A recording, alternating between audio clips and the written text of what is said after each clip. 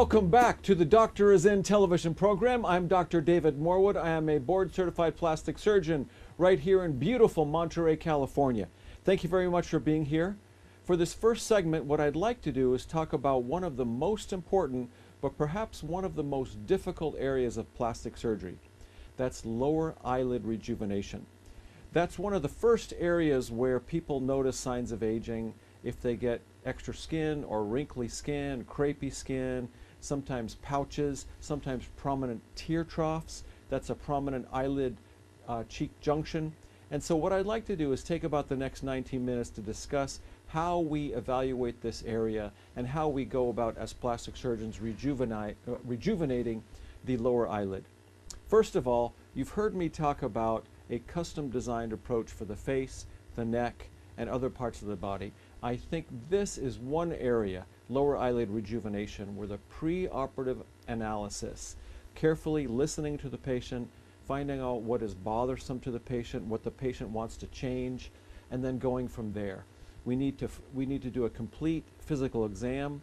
We need to do something called a snap test to check the tone of the lid, look at the lateral canthus, the medial canthus, look at the skin, look at the muscle called the orbicularis oculi, and of course the septum, and then of course those all-important lower eyelid fat pouches. There are 3 fat pouches in the lower lid. They are divided nasally and between the nasal compartment and the central compartment by one of the extraocular muscles. That's a muscle that's responsible for moving the globe, the inferior oblique muscle. And then there's a less defined junction or less designed border between the lateral compartment and the middle compartment. So again, 3 fat pouches of the lower eyelid. So let's go about, we can talk through an analysis, but first let's talk about what people are concerned about for lower eyelid rejuvenation. Sometimes people call the office and they'll tell my receptionist they'd like to talk to me because their lower eyelids look tired, or in general their periorbital area looks tired. They won't use that word periorbital, but they'll say that their eyes look tired. That may mean their upper eyelids are droopy, or they have extra skin. That may mean their eyebrows have descended and giving them a very tired, sometimes a stern look. And other times it's the lower eyelid itself with pouches, extra skin, crepey skin, prominent tear troughs, and I'll get to that in a moment. So first thing, when I see a patient in the office, we look at them as we look into a mirror, and we can look at their photographs, we can look at their Vectra computer images. We're very lucky in my office to have the Vectra computer imager. The Vectra computer imager is 6 cameras that takes an image instantly, and it feeds those images into a computer, and the software manipulates the images, and we get to see a 3-dimensional image of a person. And we can sculpt and mold and tailor. We can look at that 3 dimensions from underneath. We call it the worm's eye view, from above, from each side, from 3/4 view, etc. So it's very important for a person to articulate what it is about their lower lids that bother them. They might say pouches, they might say extra skin. Sometimes they say dark circles, which I don't typically treat with surgery, but it's important for me to hear what is it that's bothering you. So what about the physical exam? We need to look at the skin. You've heard me say high quality, safe plastic surgery begins with an accurate knowledge of the anatomy, and that's certainly true for the lower eyelid. So we need to look at the skin. Has it been affected by the sun? Is it crepey? Are there fine lines that maybe can be mediated or lessened with a Botox injection? Then we need to look at the orbicularis oculi muscle.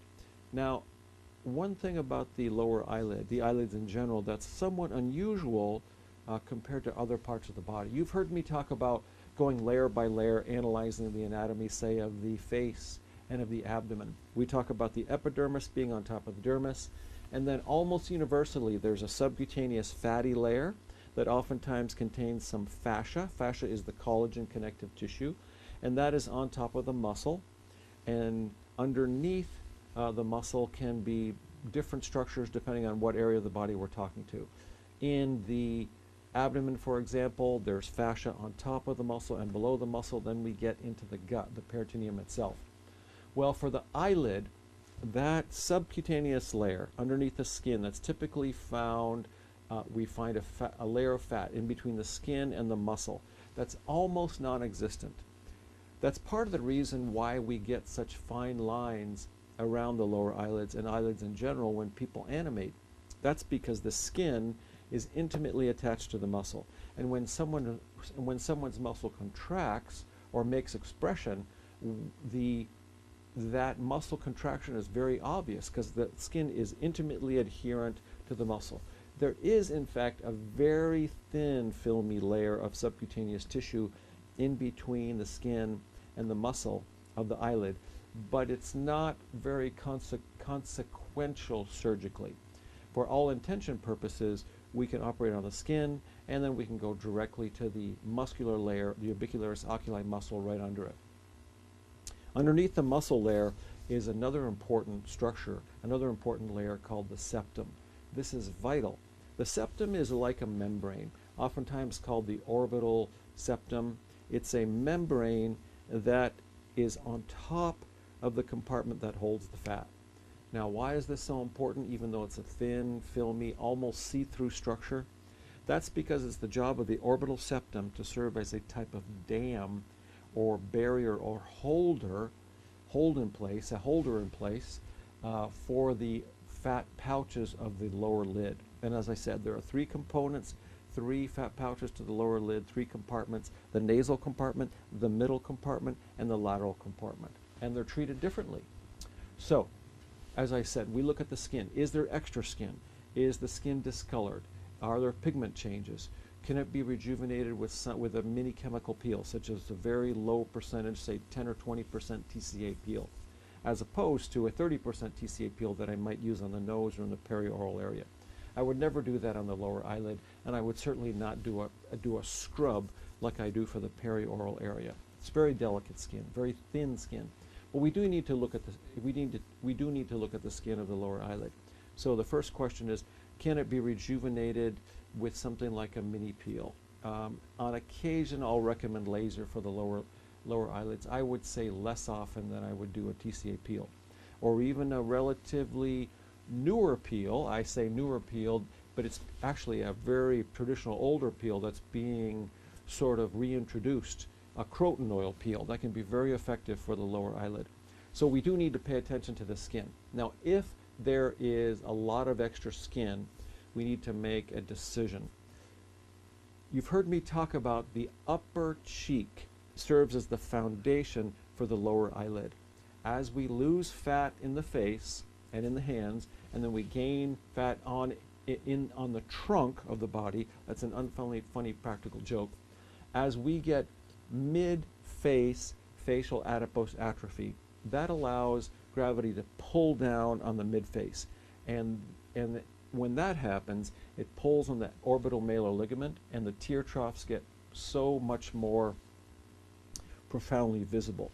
Now, when I talk about the tear troughs, that's the eyelid-cheek junction. It's normal for everyone to have some eyelid-cheek junction. However, almost a caricature of the attractive lower eyelid and cheek means that the eyelid-cheek junction will either be quite high or it will be very shallow and almost invisible. If you take a walk down Alvarado Street or Fifth Avenue or Rodeo Drive and you see mannequins in the window, they will have almost a cartoon, almost a caricature of beauty with a very smooth eyelid cheek junction. If you flip through any of the glamour magazines for men or for women, the models, almost all those photos are airbrushed. So the eyelid cheek junction is smooth. And if they have a defined eyelid cheek junction, it's quite high up near the eyelashes. So if someone has a defined or very defined or deep prominent tear trough or eyelid cheek junction, we need to look at the upper cheek, the malar area, to see if there's facial adipose atrophy. If there has been adipose atrophy, then gravity has been allowed to pull down on the cheek, which pulls down on the orbital malar ligament, which creates a prominent tear trough and can often make pouches look pronounced or much more obvious than if there was not facial adipose atrophy. That will give us a clue which guides us towards the proper correction. What's the problem with the lower eyelid? Because we have to tailor our approach. We have to custom design an approach to give the best possible result. And of course, we have to use a combination of scientific thinking and an artistic approach to give the best result, a natural looking lower eyelid. So again, what happens with the malar area in the upper cheek? When there's facial adipose atrophy, gravity is allowed to pull down, which pulls down on the lower eyelid, giving it a tired appearance. So we need to look at the skin. That's number one. Now, if there is extra skin, as I said, we have a decision to make. We can reposition that skin. Oftentimes we can do an orbicularis pexi. We can pick up the muscle and the skin to elevate it, to lift it up back towards the corner of the eyelid, towards the lateral canthal area, or we can remove skin from the lower eyelid. Now, what I will say is it's very important that skin excision from the lower eyelid be very conservative and very judicious. If we remove too much skin from the lower eyelid, that tends to have scleral show. In other words, the lower eyelid can be pulled down and show too much of the white part of the eyeball. Or we might even get a frank ectropion. That's when the margin of the lower eyelid is pulled down and the globe is exposed. That can happen even without surgery. It can happen with injury. It can happen with the aging process. As I've mentioned, it can happen just as we lose fat in the face and gravity pulls down. So ectropion can oftentimes happen with the lower eyelid. And I do want to emphasize, post-operative ectropion is very common for lower eyelid surgery. Almost always, it's temporary if we have not taken too much skin. Even sometimes when I don't take any skin, a person will develop ectropion. That typically is temporary. It comes back up with massage and time and sometimes forced closures. Oftentimes I'll do a tarsorrhaphy, which is a suture way of elevating the lower eyelid up towards the eyebrow or towards the lateral canthus. Sometimes I'll do a canthopexy. There are all types of surgical treatments for ectropion, but that's a little bit off the subject from straightforward lower eyelid rejuvenation for cosmetic reasons. But I will say, once again, it's important to be conservative with excision and removal of lower eyelid skin. Now, what about the muscle, the orbicularis oculi? When that gets redundant or lax, a number of things are possible. Someone can get ectropion. Someone can get the appearance of lakes or festoons as the extra skin and muscle droops down lower. It almost can fold on itself. It can give the appearance of sort of a sheepdog look with ectropion and extra skin. So once the muscle loses the proper tone, or it gets stretched out, or loses some resilience, it can droop and be affected by gravity. The answer to that is to do an orbicularis pexi. Typically, I can resuspend it towards the corner of the eyelid. I can resuspend it towards the temple. On occasion, I can remove a little wedge of the muscle if we open up, but I would say that's less frequently performed than orbicularis pexi, which I'm just lifting up or transposing the muscle towards the corner of the eye, the lateral canthus, towards the temple, towards the ear. Then comes the septum. The septum is that very important layer whose job it is to keep the fat pouches in place. It's possible to shore up or strengthen the septum. Sometimes I do that with a little electrocautery. That's like a little laser. It passes a fine current and it can shrink the collagen in the septum, and that can reinforce it. There are somewhat uncommon, complicated procedures where the septum is folded on itself. Sometimes I will actually reposition the septum. The orbital septum inserts on the arcus senilis, right on the edge of that orbital bone, the infraorbital rim, and sometimes I will release that insertion of the septum, of the orbital septum, and I will allow that septum to be repositioned. To do that formally, that's called an orbital reset procedure. Sometimes I'll release that orbital septum, I'll release the arcus marginalis, arcus senilis, and I will transpose the fat flaps over the orbital rim to smooth out. Now, that's a perfect segue to that next layer, those fat pouches in the three compartments of the lower eyelid. So when someone develops a weaker septum, orbital septum, that allows the normal fat that we have around the eyeball to protrude, it's actually called a pseudo-herniation of the lower eyelid pouches. Now let's talk about a little bit more about that. We all have fat around the eyeballs, around the globes, and that kind of cushions and lubricates and protects the globe, the eyeball. However, we have far too much, far beyond what we need in terms of orbital fat. Sometimes we can remove that fat, sometimes we reposition the fat, sometimes I graft it into the tear trough, we sometimes graft it toward the malar prominences to give someone more higher cheekbones, to lessen the orbital pouches and elevate the cheekbones. One of my favorite procedures is to make little mini openings in that orbital septum insertion at the arcus senilis, and I transpose vascularized fat flaps, transpose some of the fat pouches over the orbital rim to smooth out the tear trough. Of course, taking great care to avoid the infraorbital nerve, and of course to leave the inferior oblique muscle free to contract and move the eyeball around. There can be cases where that inferior oblique muscle is injured or cut or cauterized or burned. Oftentimes that resolves by itself, but severely damaging the inferior oblique muscle can lead to double vision or blurry vision, and we don't want to do that, of course. So let's return to that concept of a deep tear trough where the upper cheek might be losing fat or has lost fat, but it certainly is prominent. We consider it like a little mountain. And then the tear trough, or the eyelid cheek junction, is a groove. And then there's the lower eyelid pouch. So we can consider that as a mountain, and then a valley, and then a hill. So one way we can smooth things out, as I said, an important concept in the attractive lower eyelid and face is to have a smooth eyelid cheek junction where there's minimal groove, minimal tear trough, minimal lines in between the eyelid and the upper cheek.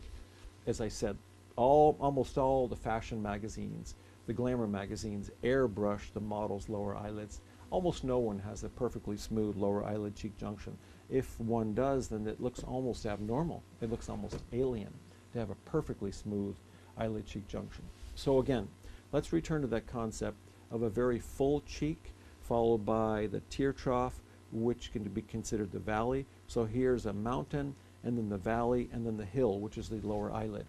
Instead of lowering the hill, which we can do if all we do is pluck out fat or remove fat from the lower eyelid, it can lessen the pronounced pouches. Or what we can do is fill in that valley to help smooth things out. And that's one of my favorite procedures, when I transpose those fat pouches that are prominent, starting to push through the septum, the pseudoherniated fat. Well, let's use that fat, let's use that volume to our advantage. If we transpose it over the orbital rim, through the arcus senilis, if I incise that, I can transpose that fat over the orbital rim towards the cheek. And that does a number of things. It can lessen the lower eyelid pouches, it can smooth out the tear trough or that prominent groove, and we can add volume to the upper cheek. It can add more volume to the so-called cheekbones. And you know that expression to say that eyelids have very high cheekbones or prominent cheekbones. So those are the first few steps that we can go through in analysis for the lower eyelid. We need to look at the skin. We need to look at the orbicularis oculi muscle. We need to look at the fat pouches. We need to look at the upper cheeks, because as I said, the upper cheek is the foundation for the lower eyelid, as the converse is true for the upper eyelid. The eyebrow is the roof of the upper eyelid. So my approach for high quality effective plastic surgery when I'm doing upper eyelid surgery is to look at the eyebrow in conjunction with the upper eyelid, because it's the roof of the upper eyelid. When I'm doing lower eyelid surgery, we need to analyze or look at the upper cheeks or the malar areas, because the upper cheeks serve as the foundation for the lower lids. And we need to look at the fat pouches, as I said. Now, what are some other things that we need to pay attention to? We need to look at the medial canthal support. That's the medial canthus. That's the little supporting mechanism in the medial corner of the eye. When I say the medial corner, that's the nasal corner. When we more commonly, we need to address the lateral canthal support. That's the lateral canthal supporting mechanism, or the corner of the eye closest to the ear or the temple. That's the temporal or lateral canthal mechanism. Oftentimes, that lateral canthal support system will become lax and loose. So think of a hammock where you might loosen the ropes from the tree. Let's say you have a hammock that's stretched between two palm trees, two coconut trees, and you're relaxing near the beach or relaxing on the beach in the Caribbean or Hawaii. If you were to lower or loosen one of the ropes to one of the trees, then the hammock would get closer down to the beach, closer down to the ground, and become lax. The same thing can happen with the eyelid. If the supporting mechanism of the lower eyelid gets loose or lax, if we get laxity of the lateral canthal mechanism, then the position of the lower eyelid can descend. That's another way how people get a tired looking eyelid that makes it look as if there's extra muscle, extra skin, prominent festoons, prominent pouches, when in fact there may be no extra tissue. All we need to do is re-support, strengthen, sometimes shorten, reposition that lateral canthal mechanism. So oftentimes with lower eyelid surgery, I will recommend not only a tarsorrhaphy, like I said before, another stitch that's temporary to suspend the lower eyelid during healing. Sometimes I will do a lateral canthopexy, a lateral canthoplasty that's internal to help support the lower eyelid while it's healing, so it doesn't contract down, and to try to minimize a chance of developing postoperative ectropion. Now, even when I do that, sometimes people can get ectropion, but almost always it's temporary. Another procedure that I did mention is called the orbicularis pexy. That's when I resuspend or reposition, strengthen the orbicularis muscle, orbicularis oculi muscle. And for those of you interested in Latin and Greek, the orbicularis oculi muscle is around the eye. The orbicularis oris muscle, another circular sphincter, is around the lips and the mouth. So the orbicularis oculi muscle can be strengthened, tethered up, repositioned to improve the position and function of the lower eyelid, oftentimes resulting in a more youthful, vibrant, more awake, less tired appearance. If you would like any more information about lower eyelid rejuvenation, I hope you'll call my office, 831-646-8661, or go to my website, drmorwood.com. That's DRMORWOOD. It's scary making the decision to have reconstructive surgery, but it's so worth what you get out of it. I'm stress-free. I know I'm not going to get breast cancer. Everything is back to normal, and it really did not take long to bounce back. I have a sense of hope for other women that this surgery can help them to live normal lives. This year, more than 200,000 women in this country will be diagnosed with breast cancer. For many of them, a mastectomy or removal of the affected breast will be recommended as part of the cancer treatment. The idea of losing a breast for some women can be almost as difficult as being diagnosed with breast cancer. Modern breast reconstruction can help. The purpose of this presentation is to provide women with valuable information about the major issues in breast reconstruction. We'll have an opportunity to speak with women who chose different methods of reconstruction. We'll talk to experts in the field of breast cancer, and we'll let you know your options for breast reconstruction. I embraced the mastectomy and reconstruction procedure, and because of that, I had a terrific outcome, and it's changed my life in a positive way. For the thousands of women who will be diagnosed with breast cancer this year, we understand this is most likely a troubling and frustrating time.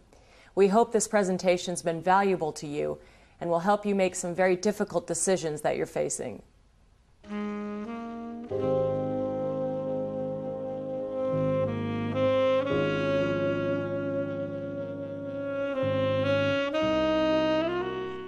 During this next segment, I'd like to talk about breast augmentation, one of the most common procedures we do in plastic surgery, and more specifically, I want to talk about some of the decision-making process.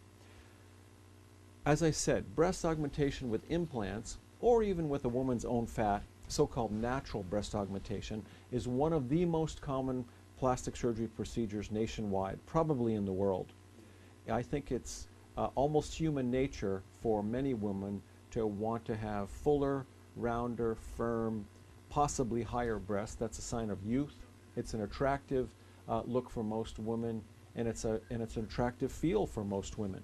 So almost always when we do breast augmentation, we're using breast implants. Sometimes for the woman who's the proper candidate, we can do the so-called natural breast augmentation, a woman's own fat.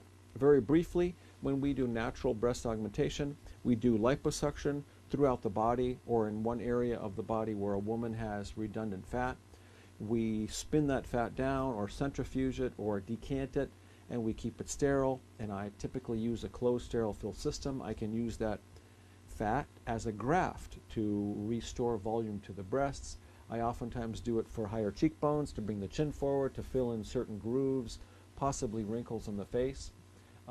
For the buttocks, it's called the Brazilian butt lift. We can add contour and projection to the buttocks. So fat grafting is possible. I would say for the breasts, it results in a somewhat modest volume improvement. If someone, and it's a lot to go through, sometimes we will recommend suction cup devices called the Brava system of tissue expansion for the breast. There's suction cups that a woman can wear for a couple of weeks preoperatively, and then we do the fat grafting, and then she can wear the Brava system for about a week afterward. It's really a lot to go through, but for some women who are adverse to having breast implants and they want bigger, fuller, rounder breasts that may be slightly higher, fat grafting can be the answer. But what about breast augmentation with implants? Everything in life, including plastic surgery and breast augmentation, has pros and cons.